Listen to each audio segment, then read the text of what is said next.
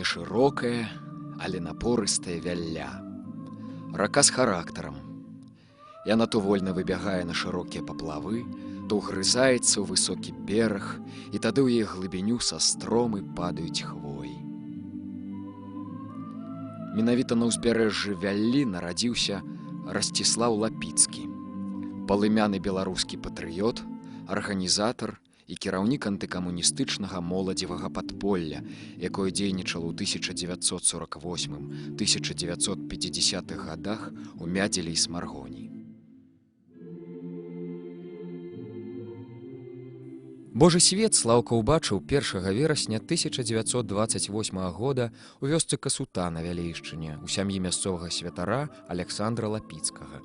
Тут жа ён быў ахрышчаны ў Петрапаўлаўскай царкве, а побач з царквой знаходзіўся і дом, у якім прайшлі першыя 10 гадоў хлапчука. У айца Аляксандра і ягонай жонкі спадарні Настасі было 4 сыноў і 1 дачка.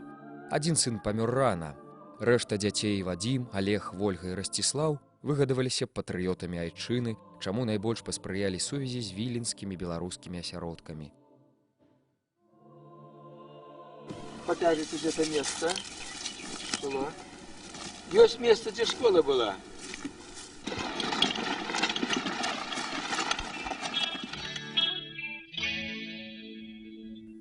Школы даўно няма, а камяні падмурка ссунуты пад дрэвы. Няма і царкоўнага дома. На яго месцы ўзвышаецца недабудаваная камяніца. Засталася толькі царква ў каменнай агароджы ды даўняя, яшчэ з уніяцкіх часоў мураваная капліца. Касута старадаўняе паселішча. Тут нарадзіўся яшчэ адзін слаўны сын Беларусі, будучы гетман Апанас Орлік, стваральнік канстытуцыі украінскай дзяржавы. Старэйшых жыхароў, хто памятаў сям'ю святара Лапіцкага, амаль не засталося.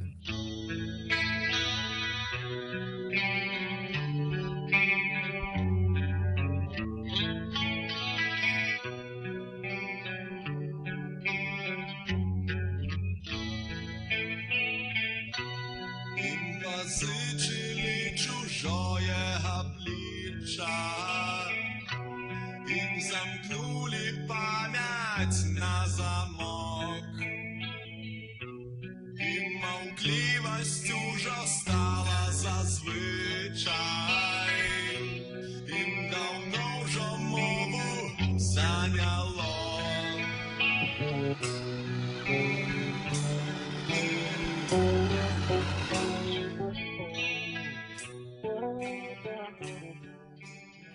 Незадоўга перад Першай сусветнай вайной айца Аляксандра перавялі ў новы прыход зноў жа над Вяллёй, у мястэчка Мільча на крайнім усходзе Вялейшчыны. Памяць пра Лапіцкіх тут засталася мацнейшая. Распавядае Уладзімір Бурсевіч. Лапіцкага вы памятаеце Александра. Як ён выглядаў сабе? Высокі? Поўны і высокі быў. Поўны. Нас вадзіў у школу, у церкву на тыдзень 2 разы. А дзе школа ваша была? Школа была вот тут недалёка, за гэтым, за нашым. Унізе вот такія вулачкі Вот ісці. была, А ці захаваўся будынак? спалілі. Партызаны. Да. Усё палілі. І бацюшку Лапіцка спалілі, будынак увесь. Ага. І школу спалілі. школу разом. Вы Расціслава помніце трошкі Слаўку? Ой, чаму я помню, он же ж маладзей. Алеха, ён большы за мяне быў. Ага. І яны, як паехалі, яны не прыязджалі. Расціслаў у якія класы тут хадзіў? Напэўна, у першы пайшоў. Яны ж прыехалі з Касуты. Сюды прыехалі, ён Касуты. у трэці, у чацвёрты, вот так Тут хадзіў. во, трэці, чацвёрты За якога клас. до 5 класа ён кончыў. Тут больше класаў не было. Як вы звалі Расціслава? Расціслаў, Славік? Славік. Славік. Славік, Славік. да. Ну, як ён выглядаў? Высокі, рухавы? такі? Высокі. Вот так я говорю. Ага. Олег так чуть ніжэй быў, а Славік вышэй. Ага. Як ён вучыўся? Добра вучыўся. Добра вучыўся. Вясёлы хлопец быў. Вясёлы быў хлопец? Да. А музыкай займаўся, спяваў, іграў на чым-небудзь там, на скрипцы? І скрипки былі. На скрипцы. Скрипки былі. Ну, Славік. Хорош был, парень действительно был. Ага. А чьи он теперь где? У 1950 годзе, 56 гадоў тому назад, А, ён быў расстраляны ў Вілейцы а, камуністамі. А тут недзе, я гадоў 30 тому назад быў тут, і была некая каплічка недзе. вот тут капличка разом была, это. Ага. Тут, на Молицах. І там фундамент такого- нейкі быў, Да. каплічка. Я покажу тому, что они там зробили теперь.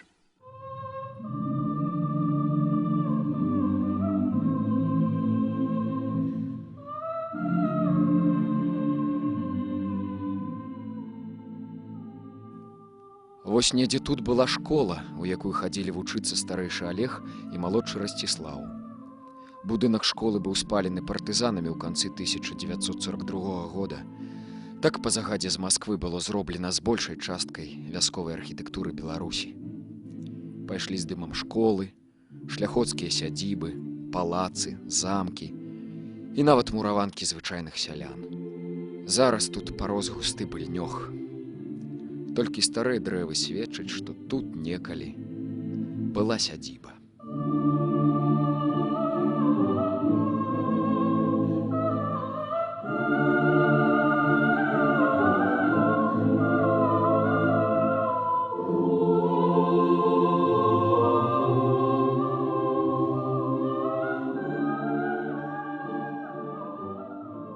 У 1942 годзе Лапіцкі перабіраюцца ў Кабыльнік на Мядзельшчыну і знаходзяцца там увесь час германскай акупацыі. Айцец Александр мае працу святара, жывуць у царкоўным доме на Пастаўскай вуліцы. Старэйшы Алег пакідае сям'ю, Расціслаў застаецца пры бацьках і працягвае вучыцца ў мясцовай школе.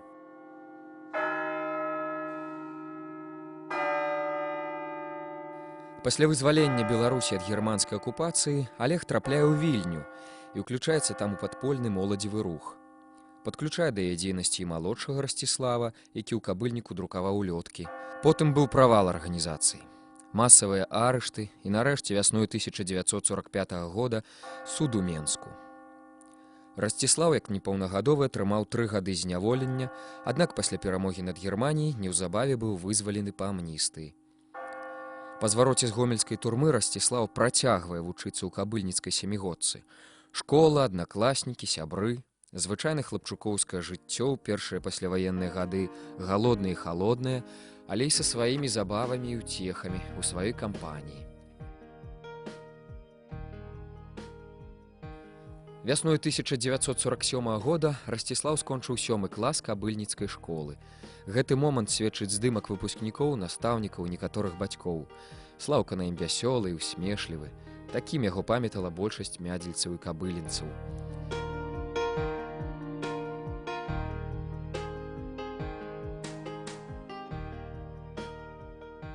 Па смерці бацькі спадарыня Настасья з сынам перабіраецца ў Мікасіцк, недалёка Мядзела.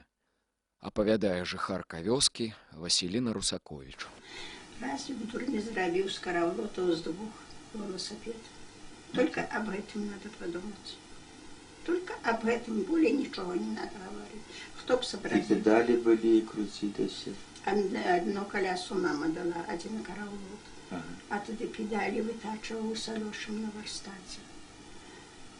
І ручки поробив ті. А царство ей небесное, обоє ж уже померша. Мама и с мамой говорила. Я, ну, у нас же ж дорожка. З мамою, з його мамою. З його мамою, моя мама. А, з Насточкою. З Настей. Насті. Да. Мама звала ей настолько, Настенька. Худенькая, красивенькая бабка была. И они так уже мы привыкли до их, даже и не вечерили без их. Ждем, что они... Им и неудобно было, они стеснительные такие были, а все равно мы ждали их, как они разом с нами поели. Лапицкая я сама перевозила. И перевозили мы этих лапицких нарочек сюда, возле церкви стояла маленечкая хатка. Это для их. Для их. И нам была церковная сторожовка такая. А что мы перевозили? Там один хлам, один мусор. Ничего там богатства никакого не было. Я это все вспоминаю, так нечто аж мороз по скуре робится. И вот с якой бедноты тому надо на той свет пойти молодому.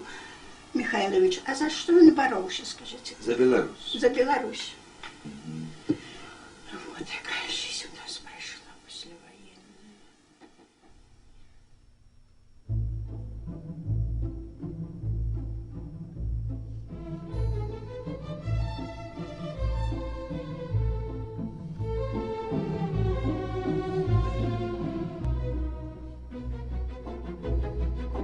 Жывучы пры мясцовай троіцкай царкве, Расціслаў, маючы некаторыя святарскія ўменні ад бацькі, падпрацоўвае тут псаломшчыкам.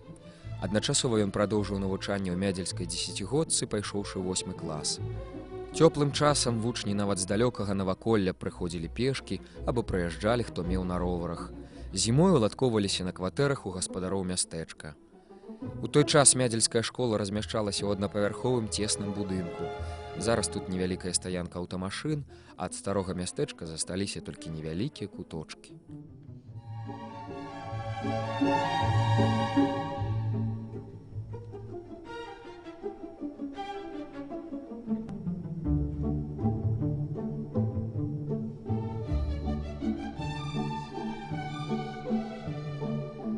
1948-1949 гады ў гісторыі Беларусі, асабліва заходняй, былі вельмі напружаным часам, што было звязана найперш з распачатай калектывізацыяй, падаўленне ўсялякага іншадумства, арышты і зняволенне ўсіх нязгодных з камуністычным рэжымам, высылка заможных сялян на поўначы ў Сібір, прымусовае стварэнне калгасаў, якое суправаджалася пазбаўленнем сялян уласнай зямлі і бальшыні маёмасці, пераслед святарства.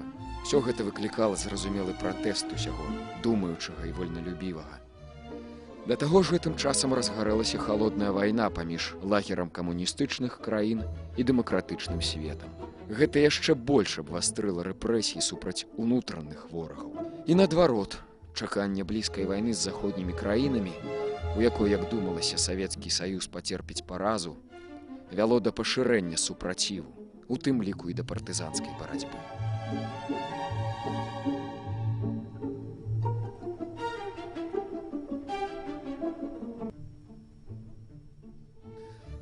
Расціслаў Лапіцкі знаходзіць сярод некаторых вучняў мядзельскай школы аднадумцаў і ўжо ў пачатку 1948 года стварае падпольную моладзевую арганізацыю. Гэта адбылося ў адным з мядзельскіх дамоў, доме Звярушкі, дзе кватараваліся некаторыя вучні. Хлопцы знайшлі старую друкавальную машынку і пачалі выпуск улётак, тэксты якіх пісаў Расціслаў. Іх друкаваў сам Лапіцкі ў Мікасіцку і Юзік Качэрга ў сваёй вёсцы.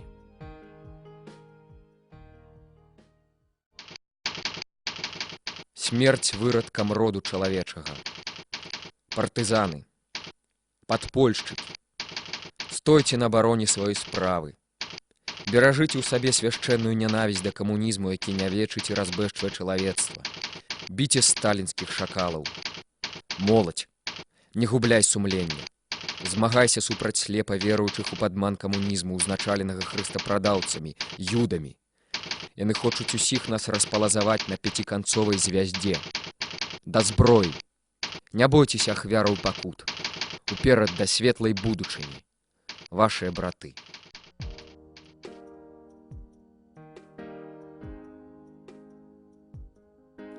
Акрамя таго, падпольшчыкі, рыхтуючыся да больш актыўных дзеянняў, пачалі назапашваць зброю і выбухоўку. Успамінае сястра Юзіка Качэргі Вераніка Мелец.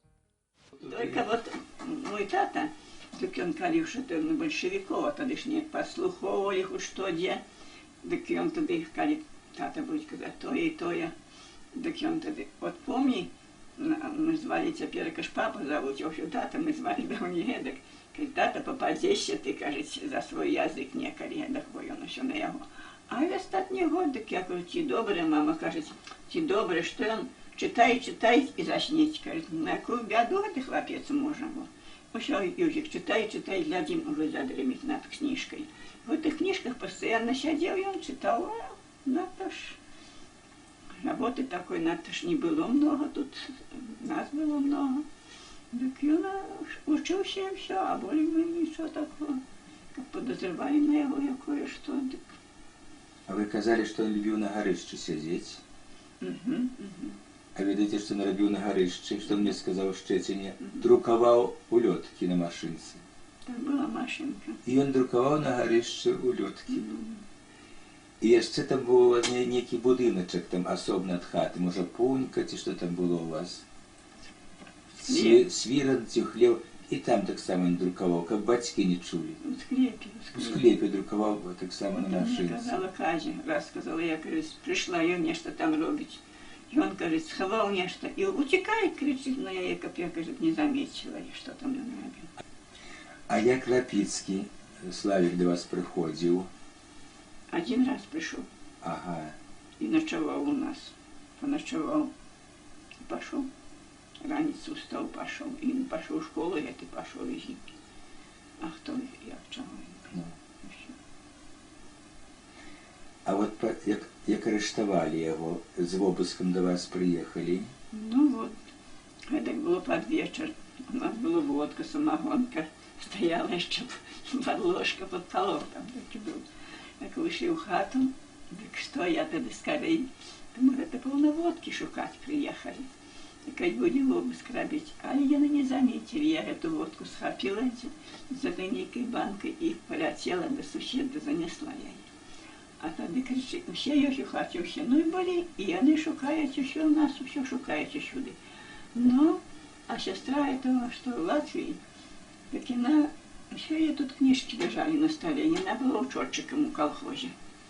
Так гэтых нічого не шукаюць у этих веках, мы думали, может, колхозное, что ничего не кажется. Все это перешукаем, усюды, все перешукали. И тогда еще куфаретка у нас. Еще пошли по теми там у вашей скринке, что стоит, полежали у скринку, там некие лежали. Все перевернули и все. И ничего не сказали, и поехали. А тогда приходите, ну уже приходили из школы так под вечер. А вы яшчэ ж не ведалі, што Юзік арыштаваны? Он и не сказал нам, что арестовали, ничего. Приходит с школы хлопец, и он у меня в этом классе учился, и кажется, вот что. Это, кажется, несу вам сумку ягоную. Кажется, пришла милиция и забрала его с урока.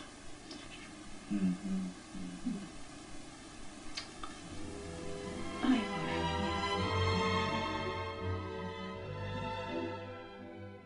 Голад і нястачы гналі сіроцкую сям'ю Лапіцкіх далей.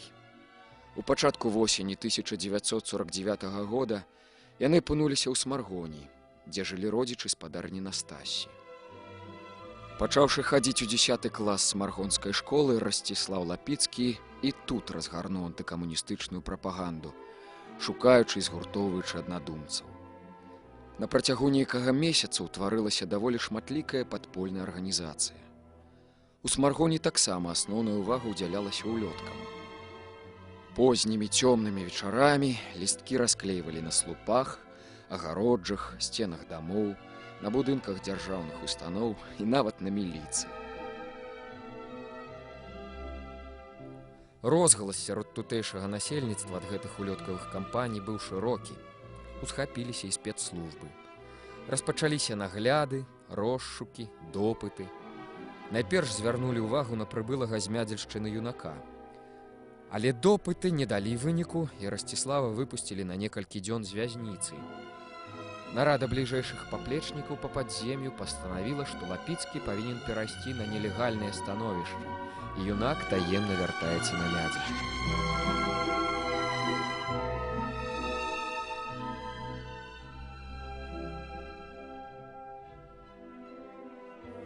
Пасярод заснежанага нарацкага краю Расціслаў начамі перабіраецца ад вёскі да вёскі, шукаючы прытулку сярод знаёмых і сяброў.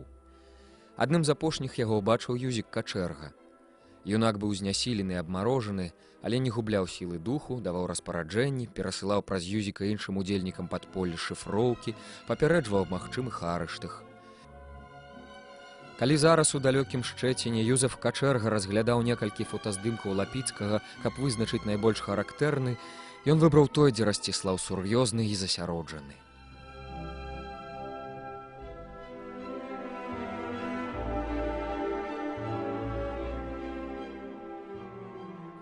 Спецслужбы шмат чаго ведалі пра мядзельска-смаргонскую арганізацыю.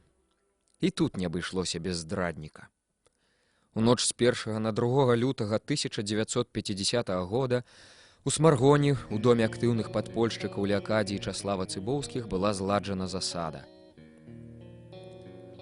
Потым пачаліся арышты і на Мядзельшчыне. Хворага з абмарожанымі нагамі Расціслава Лапіцкага арыштавалі ў Кабыльніку у доме свайго сябра Часлава Каспарэўскага. Факунду Несцяровіча, які ўжо вучыўся ў Менскім палітэхнікуме, арыштавалі дома, калі прыехаў на зімовыя канікулы. Юзіка Качэргу забралі ў Мядзельскай школе з урока. Адзін з падпольшчыкаў, Геннадзь Нафрановіч, не даўся ў рукі вайскоўцам і застрэліўся на сядзібе свайго родзіча ў Палуянах. Пахавалі яго ў родных Юшкавічах. Мы забыли той шлях, што засцілаў я пялёсткамі ружаў. Яна была сама сабой, са мною параўнанні. Самыя першыя дні арыштаваных трымалі ў скляпах пад будынкамі міліцыі ў Смаргоні і Мядзелі, затым перавезлі ў турму Вялейку, а затым у Маладэчна. Дзяўчаты некаторых хлопцаў, чыя правіна на думку следчых была меншая, трымалі ў абласной турме каля чыгуначнага вакзала, дзе зараз знаходзіцца рэгіянальны архіў. Будынак з таго часу мала змяніўся. Нават засталіся краты на акенцах карцера, куды кідалі найбольш няўступлівых вязняў. Расціслава Лапіцкага і ягоных бліжэйшых паплечнікаў зняволілі ў маладзечынскай абласной турме МГБ, вядомай жорсткім рэжымам. Сюды ж на допыты вазілі зняволеных з турмы прывакзальнай, звязаўшы рукі і закрыўшы вочы павязкамі. Цяпер у гэтых калідорах гучыць музыка.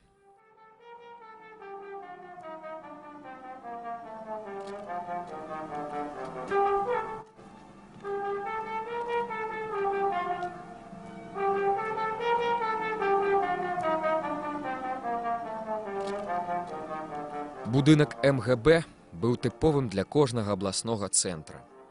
На ўсіх паверхах знаходзіліся службовыя кабінеты, а таксама памяшканні для допытаў. У Маладэчне дапытвалі на другім паверсе. Пад усім будынкам знаходзілася турма, дзе паабапал доўгіх калідораў размяшчаліся камеры. Як і належыць, шэрагі моцных дзвярэй з акенцамі, кармушкамі, у якія падавалі ежу, праз якія наглядчыкі зазіралі ў камеры. У цэнтральнай частцы турмы каля лесвіцы былі карцеры і камеры смяротнікаў з цяжкімі жалезнымі дзвярыма з дадатковымі кратамі. Тут у дзвярах зеўралі не кармушкі, а круглыя малыя адтуліны. У карцерах і смяротніцах не было ніякіх нават маленькіх акенцаў. Гэта былі сырыя каменныя магілы для яшчэ жывых вязняў.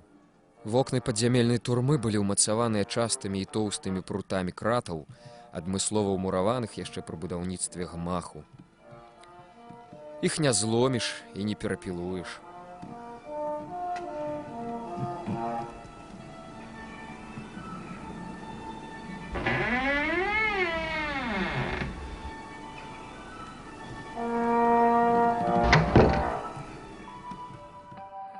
Нарэшце з 17 па 20 ліпеня 1950 года у Маладэчне у будынку гарадскога дома культуры адбыўся суд.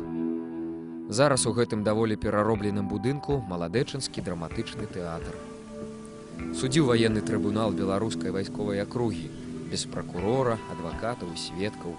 Навокал былі толькі салдаты і аўчаркі. Па справе Мядзельска-смаргонскага антыкамуністычнага падполля былі асуджаныя Ахрамовіч Зянон, Ахрамовіч Аўгусцін, 70-гадовы бацька Зянона, Ахрамовіч Ганна, маці Зянона, за дапамогу друкавання ўлётак па 25 гадоў зняволення. Блізнюк Восіп, удзел у спробе падрыву смаргонскай друкарні, 25 гадоў зняволення. Карней Анатоль, распаўсюд улётак, 25 гадоў зняволення. Качэрга Юзаф, выраб па распаўсюд улётак, 25 гадоў зняволення. Лапыцька Софія, распаўсюд улётак, 25 гадоў зняволення. Сташкевіч Эдуард, рэдагаванне улётак, 25 гадоў зняволення. Хацілоўскі Тадэвуш, ведаў пра існаванне падзем'я, не ішоў на супрацоўніцтва са следчымі, 25 гадоў зняволення. Цыбоўская Леакадія, актыўны ўдзел у распаўсюдзе ўлётак, 25 гадоў зняволення. Цыбоўскі Часлаў, актыўны ўдзел у друкаванні і распаўсюдзе ўлётак, 25 гадоў зняволення. Юшкевіч Тамара, удзел у распаўсюдзе ўлётак, 25 гадоў зняволення. Юшкевіч Таццяна, непаўналетняя, удзел у распаўсюдзе ўлётак, 10 гадоў зняволення. Івановскі Канстантін, ведаў пра арганізацыю, але не данёс, 10 гадоў зняволення. Пашкевіч Збігнеў, неданасительства, 10 гадоў зняволення. Яшчэ раней у траўні месяцы Маладэчынскім абласным судом былі асуджаныя тыя, хто ведаў, але не данёс. Ашукоўская Часлава, непаўналетняя, 8 гадоў зняволення. Барташевіч Марыя, 10 гадоў зняволення. Лапіцкі Расціслаў, як арганізатар і кіраўнік Мядзельска-смаргонскай арганізацыі, быў асуджаны да пакарання смерцю праз расстрэл.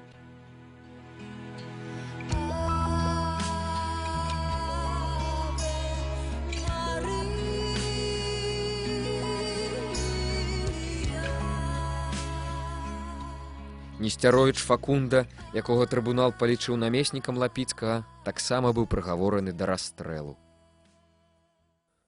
Успамінае сястра Факунды Ядвіга Таразевіч, якая зараз жыве ў Старым Мядзеле.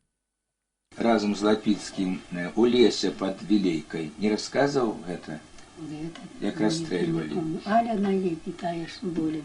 А я в дом прыязджаў, дык проста я гэта не магу. Не расказваў, так.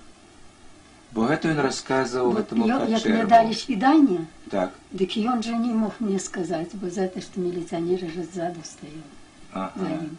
І далі 20 минут, перш 15. Ну, это ён тады, как 20, ну 20. Ну, так ён только спрашивал, як там бацькі, як то і вот это. А так ж не, так только не ргануў, каб нічога я не сказала. Не сказала такого.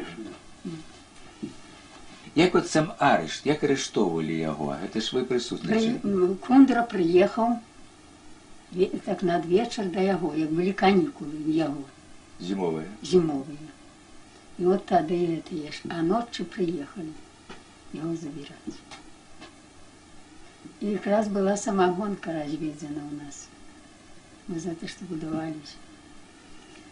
Раз вынесли эту кану, эту каня там разведена, сколько там было, вынесли, вылили. Это вы вылили, ці яны? Не, яны вылили, милиция. Вот. И тогда, як его забирали, и это нехто, некоторые говорят, надо на самогонку протокол написать. Так нехто там только сказал, некий милиционер, не знаю. Будет сказать, хватит им и так далее.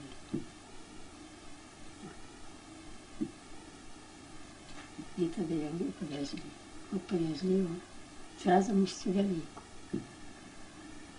Бо тоді все это ж. Мама возила йому передачі, а тоді ж все із кочергом. Вот, а тоді у эту якиних, коли молодечина що. Галянова? О, Галянова. А тоді знову велику. Після суда у Велику. Да, так от як уже мені дали свідання, уже кочерги не було. Уже Маня, сестра. И за Леной мы это ездили. Мне дали свидание, а его уже не было.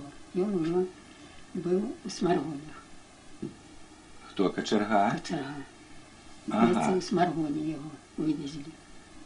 Ну, не може туди. Але Факус ще оставався у Вілейці, так? Лишь оставался в Осінню. Зима была. Уже зима була. Зима. Так його довго тримали. Довго тримали. Бо Славік ти прийшов потім уже тоді, як забрали Это Факус Факуса. Лапіцький от до вас як приходив. приходил, кажешь. И он же Так само ж холодно було, зима. холодно, бо на печи сидел у нас. Вот это мне в памяти. А як він прийшов вечором, уже темно, коли було. Ну так шера было уже. А от Факуса арештували. Вас там не ціснули, вашу сям'ю, там начальство советское? Вот, вы такого сына выгадывали, он такі, вот такие. Все одно ж судили, и за это ждали это еще. Эту надо было цялё сдать. У нас были это корова и цялушка. И надо было ягоную часть.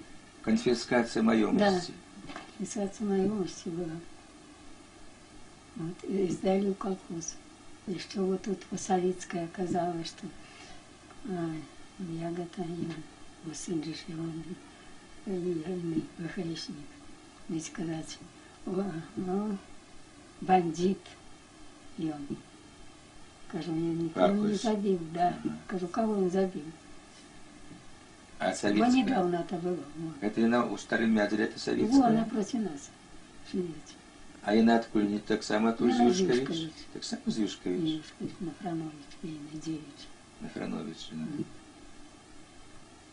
да. Это Геня, что застрелился. Так. Это двоюродный брат. Яе, так. Я не. И их расстреливали 27 кастрычника. Я могу рассказать, как их расстреливали. Завязали в очи, посадили на машину, вывезли под Вилейку в лес, поставили над ямой, зачитали расстрел Факусю, лихтариком светляли. После достали другую паперу с Верховного Совета СССР о помиловании и замена расстрел на 25 годов и отвели от могилы. Потом поставили Лапицкого Славика, зачитали ему расстрел и зробили паузу. Мы чекали, как он попросился, бо у них так само было помилование и на Лапицкого портфель. А Лапицкий, что в тюрьме сказал, я не хочу вашей ласки, я не хочу вашего помилования. Ну и раз он молчит, тогда ему выстрелили в потылицу, он упал в яму. И на вачах Факуса его закопали. И забили на вачах Факуса. Это он, как вернулся с Сибири в Польшу, рассказал Юзику Качерову. Ну вот это, ну а дома не рассказывал.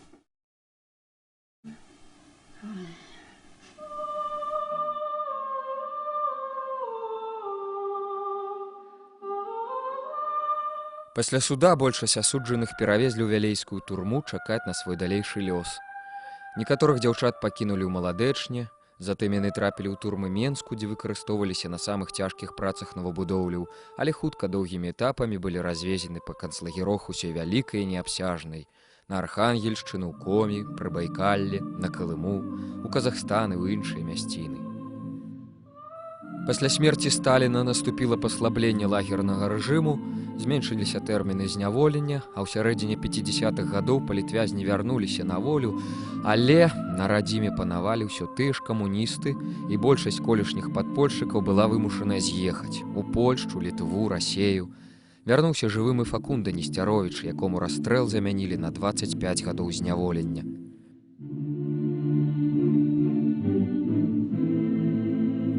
А вось Расціслава Лапіцкага нікуды не вывозілі.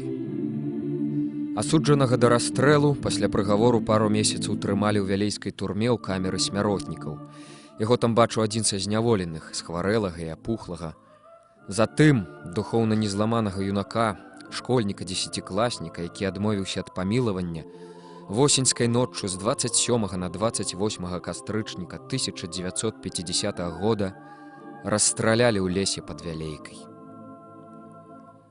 Напэўна, каля ўзбярэжжа Вяллі, ва ўрочышчы Красны Беражок, дзе адбываліся падобныя экзекуцыі, і скончыўся кароткі і яскравы, як пошух маланкі, шлях гэтага адданага сына Беларусі.